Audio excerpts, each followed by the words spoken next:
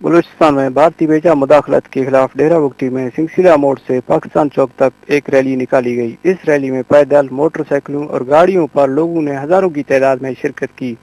Rally کے شرکاء میں سیاسی، قبائلی رہنماؤں کے علاوہ عوام کے ساتھ بچوں کی ایک بڑی تعداد بھی شامل تھی۔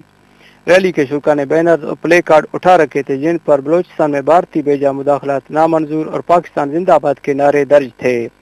ریلی کے شرکاء سے سابقہ ایم این اے میر احمدان بگٹی اور وڈیرہ غلام نبی شمبانی ڈسٹرکٹ چیئرمین ڈیرہ بگٹی نے خطاب کرتے ہوئے کہا، ہم سب لوگوں نے مل کر دشمن کو اپنی صفوں کے اندر بے نقاب کر کے ثابت کرنا ہے کہ ہم اپنے اندر کسی بھی بیرونی مداخلت کو برداشت نہیں کر سکتے۔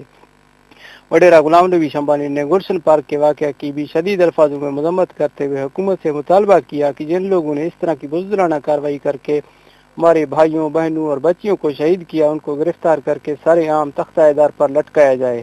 کیمرہ مین محمد عارف کے ساتھ غلام احمد، پاک نیوز، ڈیرہ بگٹی۔